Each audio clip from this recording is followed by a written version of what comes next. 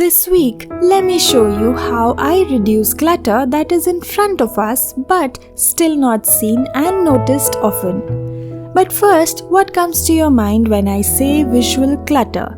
To me, visual clutter is what is left even after you have decluttered your space and thrown away all the junk. It can be little things around the house that often go unnoticed, but if paid attention to, you'll be surprised how much of a difference they can make.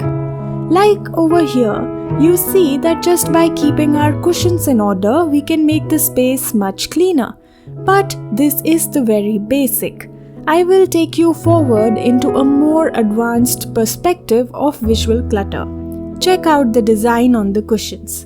It is pretty and bright, no doubt, but if you notice, there's print in the background too. The sofa itself has a pretty design on it. If we remove the cushions from here and let the beautiful design on the sofa speak to you, that is enough. It is clean, simple, and most importantly, clutter-free. Does that mean you don't use cushions at all? No, it means that you combine it with solids. On this sofa, which has a solid base, these cushions are standing out. Mind you, this is only my perception of clutter, and obviously there are exceptions to these rules.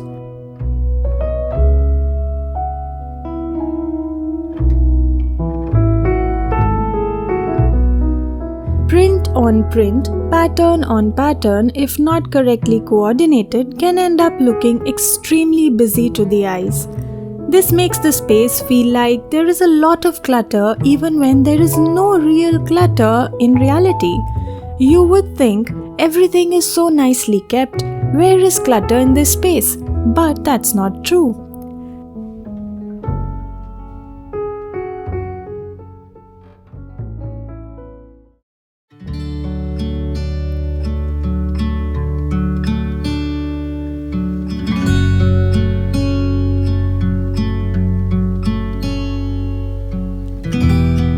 I tried giving a similar example through this floor cushion which I shifted from a nice chevron rug to a plain solid one. Doesn't it look much better now?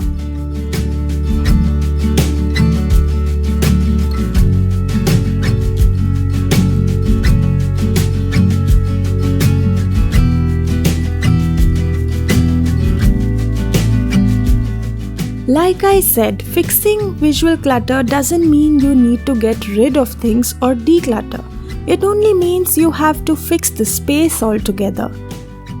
Corralling things together is another way to make it look visually pleasing and calming. Here, all I did was kept all the things we commonly keep on this coffee table on top of another base so they remain contained and look clean. What do you think?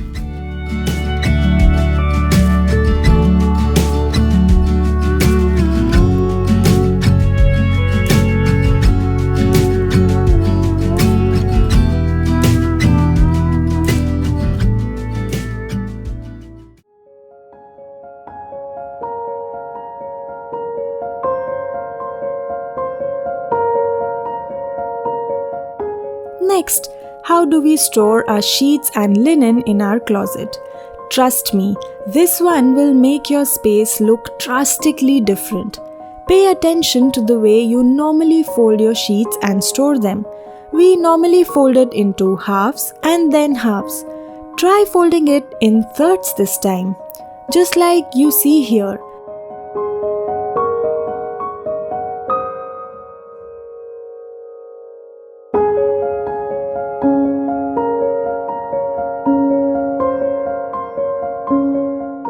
Make sure to keep the folded side in front, the nice one, you know. Folding in thirds provides you with that neat edge that is smooth and also saves a lot of space if you think about it.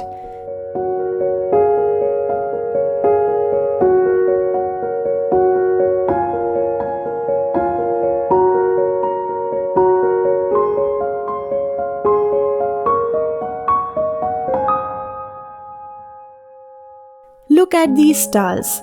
If you put them by the side and then if you put them with the folded edge in front.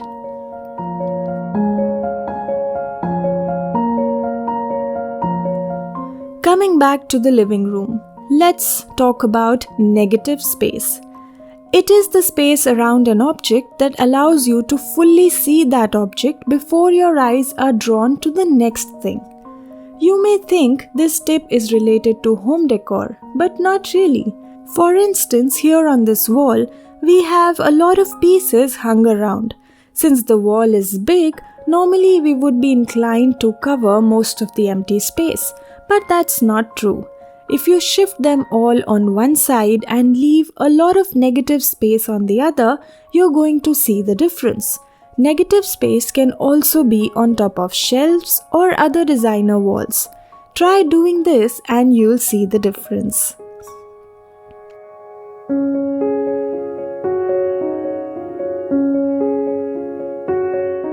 Cleaning our countertops or even decorating kitchen cabinets is something we all do and have seen before. So, what is the visual clutter over here? First, making use of similar jars and containers for our pantry. A mix of different sizes, shapes, and kinds of containers will make the same cabinet look a little more cluttered to the eyes than what you see at the moment. Now, how we store them is also another thing. Over here, I have them in a random order. You see, if I keep the larger ones on top, they tend to topple way more. So functionally too, this isn't feasible. But let's go a step beyond. One thing to remember is to keep them in same order. Like here you find me doing. Putting all the larger ones on the bottom. And while you do that, keeping all the labels facing you will also make it orderly.